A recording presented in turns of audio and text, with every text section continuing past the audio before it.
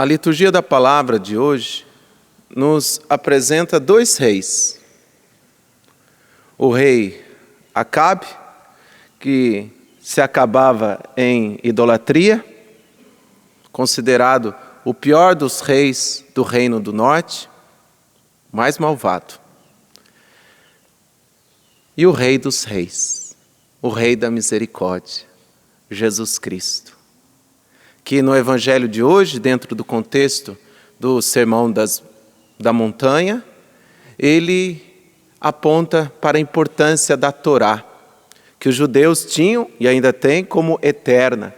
E Jesus não veio ser o anarquista, o rebelde sem causa, o do contra, até porque as palavras dele eram tão profundas e interpretavam a lei, elevando a lei à perfeição, que muitos começaram a entender de modo errado. Mas será que Jesus é obediente mesmo, como os mestres da lei, os doutores ensinam? Ele é diferente, sim, ele é diferente. Ele é o Rei da Misericórdia, ele é a palavra divina encarnada, ele está acima de todos os intérpretes da lei. Ele é a maior referência, mas que aponta sempre para o Pai, no Espírito Santo. Ou seja, Jesus não se apresentava como centrado nele próprio, e sim na busca constante da vontade do Pai, ao ponto de dizer que o seu alimento era viver a vontade de Deus, era a vontade do Pai. Reza comigo: eu quero, Jesus, aprender a ser semelhante a Ti, buscando constantemente e em primeiro lugar a vontade do Pai, o Pai das misericórdias.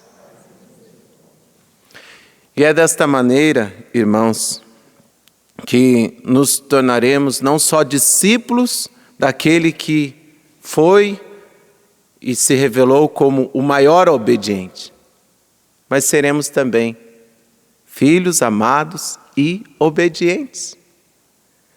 Então, nos tornarmos grandes nesse testemunho não nos fará mal, não alimentará a nossa vaidade, não nos empurrará para essa cultura do narcisismo.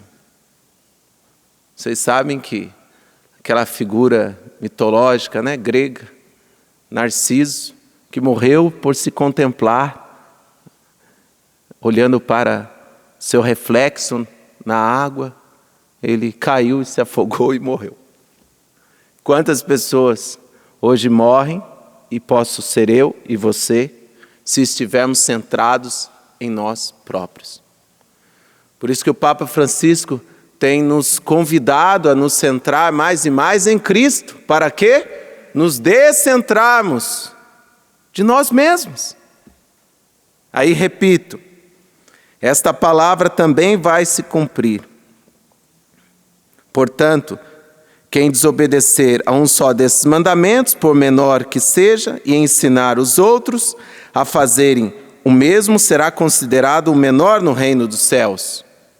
Quem se rende a esse narcisismo, a esse centrar-se em si mesmo, cai nisto. Mas o que Deus quer? Qual é a nossa vocação? Porém, repitam comigo, porém, quem os praticar e ensinar será considerado grande no reino dos céus. Elias até hoje é considerado grande no reino dos céus, porque ele foi dócil à vontade do Senhor, se tornou um verdadeiro profeta. Verdadeiro profeta não se anuncia a palavra que está no seu coração.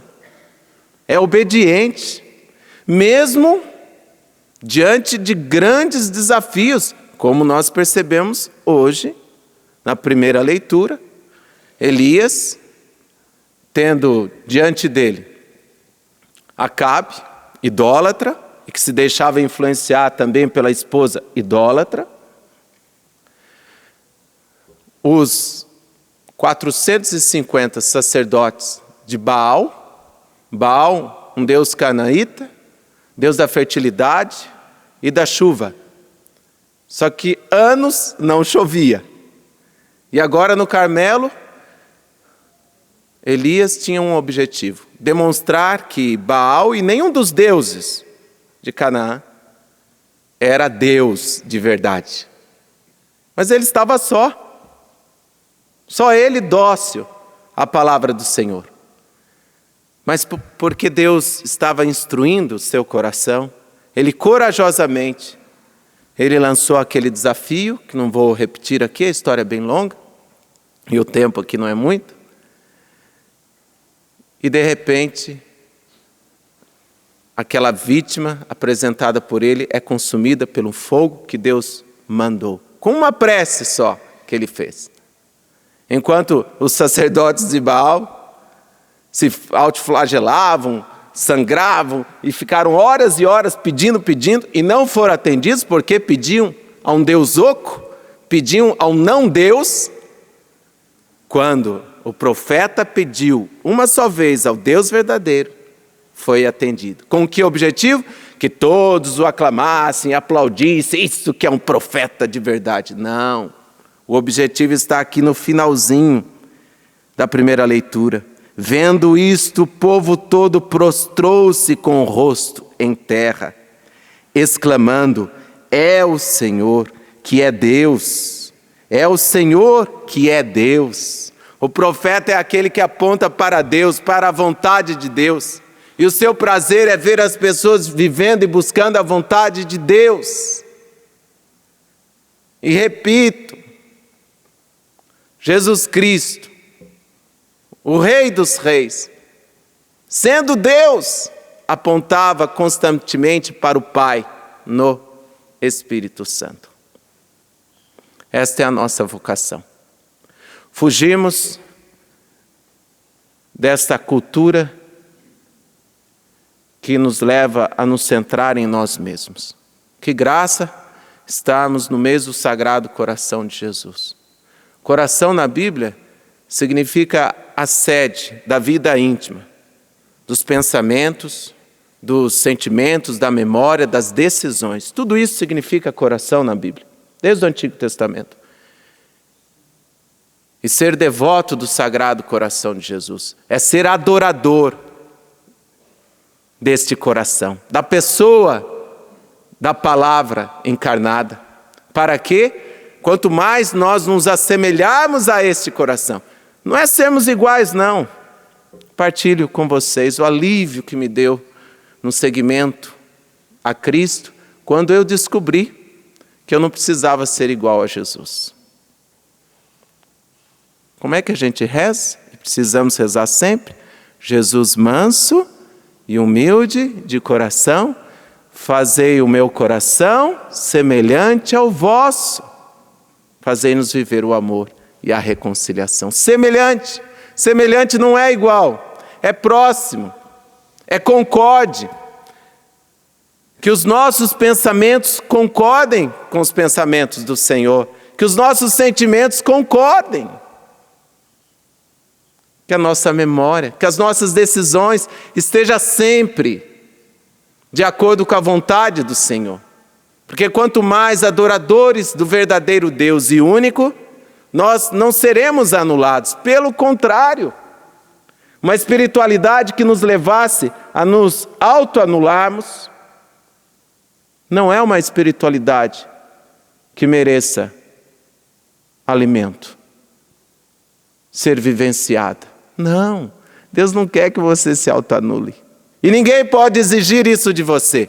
Se o próprio Deus não exige, quem pensa que é para exigir que alguém seja igual no pensar, no sentir, no lembrar, nas decisões?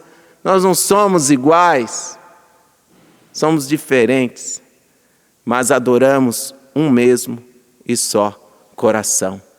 É Ele que em seu mistério revela também o nosso mistério, para que sejamos adoradores e comunicadores e profetas do único e verdadeiro Deus. Por isso a Ele toda a honra e toda a glória por todos os séculos dos séculos.